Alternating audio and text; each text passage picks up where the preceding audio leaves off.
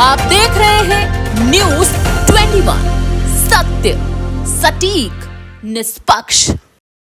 नमस्कार, स्वागत है आप सभी का न्यूज 21 में। आप देख रहे हैं मेरे साथ हमारो राजस्थान। मैं हूं आपके साथ हर्षदा। लेकिन इससे पहले नजर डालेंगे इस वक्त की हेडलाइंस पर। शाहपुरा भीलवाड़ा में फिर से माहौल बिगाड़ने की कोशिश। शाहपुरा के गणेश पंडाल में मिले मृत पशु के अवशेष। विधायक ने की समझाइश के प्रयास, लोगों ने दिया धरना। सीसीटीवी फुटेज में नजर आया मामले का सच। चित्तौड़गढ़ में संपन्न हुआ गणपति विसर्जन कार्यक्रम। विधायक चंद्रभान आक्या ने बांटा 60,000 लड्डुओं का प्रसाद।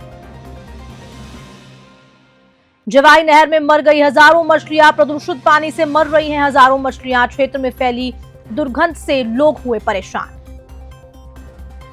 गिरदावरी ऐप में संशोधन को लेकर पटवारियों ने की हड़ताल। पाली में एसडीएम कार्यालय के बाहर धरना दे रहे हैं पटवारी। अब खबरें विस्तार से। पीपाड़ सिटी में 10 दिवसीय गणपति महोत्सव का गणेश जी की प्रतिमाओं के साथ विसर्जन के साथ समापन हो गया है।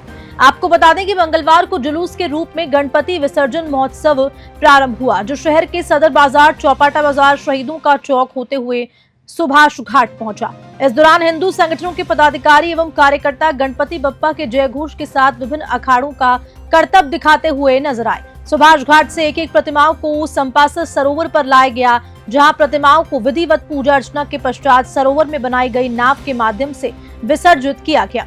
रात 10 बजे तक गणेश प्रतिमाओं का विसर्जन कार्यक्रम चलता रहा। पीपाड़ सिटी से माधु सिंह की रिपोर्ट।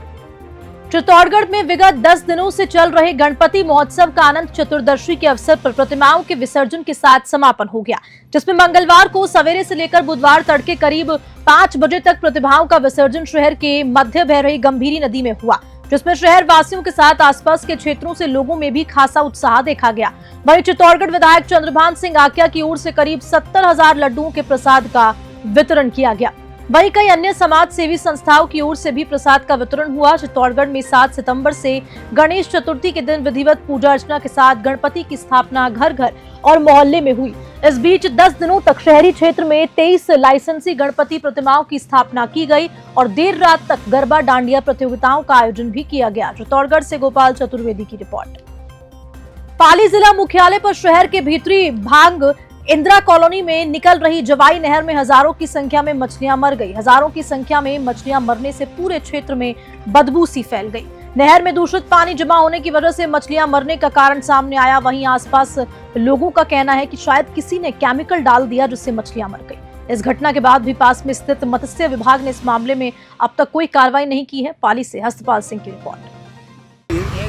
5 दिन पहले तो पूरी चौमासा में एक मच्छी भी नहीं मरी। अभी ये 5-8 दिन में कैसे मर गई थी एकदम। किसी ने कुछ न कुछ किया, दवाई डाला है, क्या किया उसके लिए तो हमारा कोई मालूम नहीं हुआ। कैसे है ये एकदम ही हम रह नहीं सकते हैं। बदबू आ रही है। हाँ, बदबू आ रही है, घर के अंदर टका हो रहा है। श्री विजयनगर के स्थानीय पंचायत समिति परिसर में प्रधानमंत्री आवास योजना के तहत चयनित लाभार्थियों को प्रथम किस्त स्थानांतरित की गई। इस मौके पर पंचायत समिति प्रधान वीरपाल कौर, विकास अधिकारी शर्मिला छुलानी, उपखंड अधिकारी शकुंतला सहित पंचायत समिति प्रशासन के अधिकारी, कर्मचारी एवं लाभार्थी मौजूद रहे। पंचायत समिति में प्रधानमंत्री नरेंद्र मोदी की वीसी का प्रसारण कर लाभार्थियों को प्रमाण पत्र व किस्त का वितरण किया गया। श्री विजयनगर से जय किशन की रिपोर्ट। गिरदावरी ऐप में संशोधन की मांग को लेकर पाली जिला मुख्यालय पर राजस्थान पटवार संघ के बैनर तले पटवारियों ने कार्य बहिष्कार किया।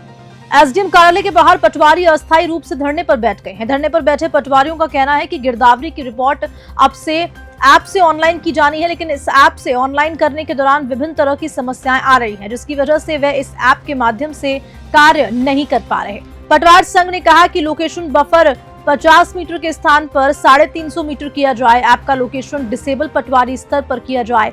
लोकेशन के बाध्यता का हटाया जाए।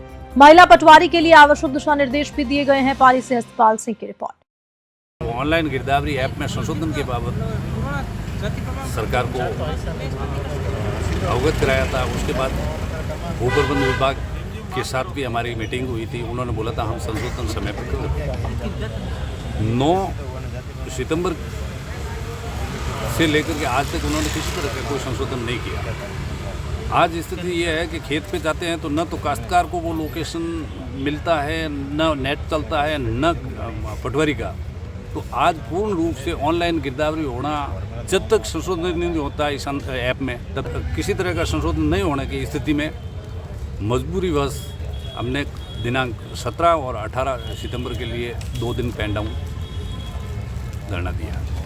धर्म उत्थान सेवा समिति टोंक के तत्वावधान में 11 दिवसीय 29वें श्री गणेश महोत्सव का मंगलवार को अनंत चतुर्दशी पर गणपति बप्पा मोरिया जयघोष के साथ समापन हुआ। प्रतिमाओं की विधिवत आरती और पूजा के साथ शाम को यज्ञ के बालाजी से 9 फीट ऊंची गणेश प्रतिमा की शोभा यात्रा रवाना हुई।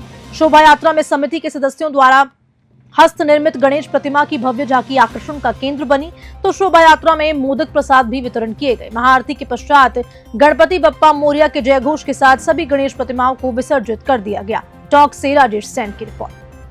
डीडवाना में स्वच्छता ही सेवा अभियान का आगाज किया गया। इस अभियान के तहत प्रत्येक शहरी और ग्रामीण क्षेत्रों में साफ सफाई की जा रही है। 17 सितंबर से 2 अक्टूबर तक स्वच्छता अभियान पूरे राजस्थान भर में नहीं, पूरे भारत वर्ष में चलेगा। सर्वप्रथम जिला कलेक्टर बाल मुकुंद असावा के द्वारा मौजूद सभी आमजन, बच्चों, अधिकारियों को स्वच्छ भारत अभियान को लेकर स्वच्छता बनाए रखने की शपथ दिलाई गई। इसी के साथ जिला कलेक्टर व अन्य अधिकारियों, स्थानीय नेताओं के द्वारा सड़कों पर झाड़ू लगाकर स्वच्छ भारत अभियान के तहत साफ सफाई की गई।